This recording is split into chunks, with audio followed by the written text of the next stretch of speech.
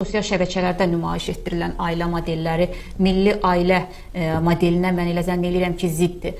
Bəzi hallarda məhrəm videoların yayılması, bəzi hallarda ailə içi qalması vacib olan görüntülərin publik yaşanması əsasən gənc cütlüklər tərəfindən nümayiş etdirilir bunlar. Mən başa düşürəm, dövr elə bir dövrdür ki, sosial şəbəkələrlə insanlar özlərini təsdiq eləməyə çalışırlar, hərə bir cür tanınmanın və qazancın arxasınca düşür, amma elə dəyərlər var ki, elə milli ənənələr var ki, onu heç bir IP-yə, heç bir baxışa, layka qurban vermək olmaz.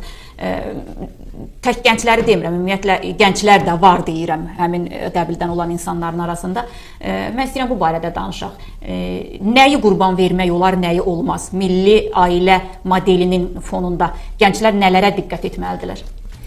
İnsan cəmiyyəti varsa, orada yaxşı da olacaq, pis də olacaqdır. Biz yaxşı bizimdir. Yaxşılardan danışdıq, bax gənclərimizin inkişafından danışdıq. Ailə dəyərlərini qoruyan çox sayılı bizim gənclərimiz var, hər tərəfli qoruyan gənclərimiz var.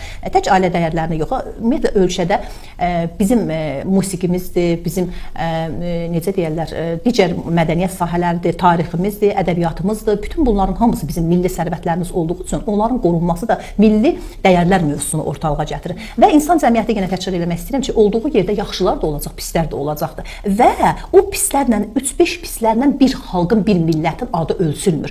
O deyilir, bir nəfər bir kəndin adını batıra bilməz, bir nəfər bir qəsəbənin adını batıra bilməz. Biz pislərlə mübarizə aparmalıyıq. Bu gün hər birimiz, elə həm gənclərin özü, həm də orta yaş təbəqə insanlar, bax o neqativ hallarla mübarizə aparmalıdırlar ki, aparırlar da.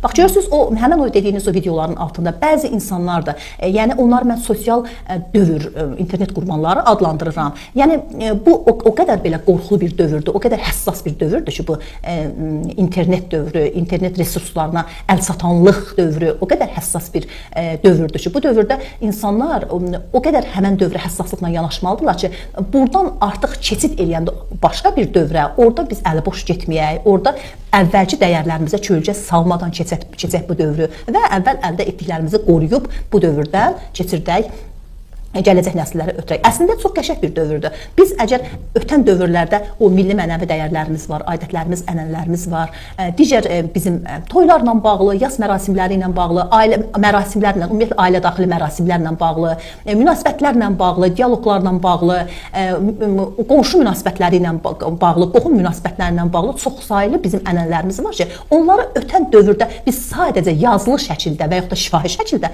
əldə tutub saxlaya bilirdiksə, bu gün bizim onları yaşatmağımız üçün bizə o qədər geniş bir imkanlar verilib ki, yəni sosial şəbəkələrdə bunları təbliğ eləməklə, bunlar haqqında videolar, söhbətlər hazırlamaqla, yaşlı insanların söhbətlərini videoya almaqla, onların məsləhətlərini dinləyib, onlardan videolar hazırlamaqla, o ənənələrdən fotolar çəkməklə, onları gör nə qədər asan bir formada gələcək nəsillərə ötürmək olar. Sadəcə işləmək lazımdır. Həmən o videolar ki, çəkən o gənclərimiz var ki, ailə dəyərlərini ki, zədə vururlar, zərbə vururlar. Onlar, bax, mən dediyim bu mövzulara müraciət eləsələr, həm özlərini biabır eləməzlər, məsələn, milyonlarla insanlar, sosial şəbəkənin yaxşı tərəfləri də çox var, pis tərəfləri də var. Pis tərəfləri odur ki, pis tərəf deyil əslində o sadəcə sürətlə onu yayır, insanların qarşısına çıxarır. Sən özünü elə aparmalısan ki, onun qurbanı olmayasan, onun əlində bir vasitəyə çevrilməyəsən. Bax, bu gün baxırsan ki, bəzi qızlar var ki, iradəsi zəifdirmi deyim, psixologiyası zəifdirmi deyim, ailəsində olan ən kiçik bir detalı, ən kiçik bir söhbəti, ər-arvad arasında olan, qaynana-gəlin arasında olan söhbətləri,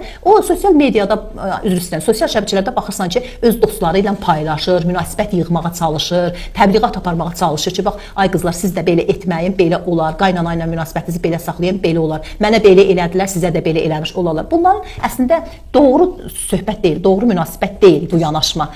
Bu sənə aiddir, sənin ailənə aiddir, sənin həyat yoldaşından, sənin aranda, qaynananla, qaynatanla, qohumlarınla sənin aranda olan söhbətdir. Bu demək deyil ki, hər kəs də sənin belədir. Bunu ictimailəşdirmək, bu qədər, necə deyim axı, bu qədər müzakirə obyektinə çevrilmək doğru deyil.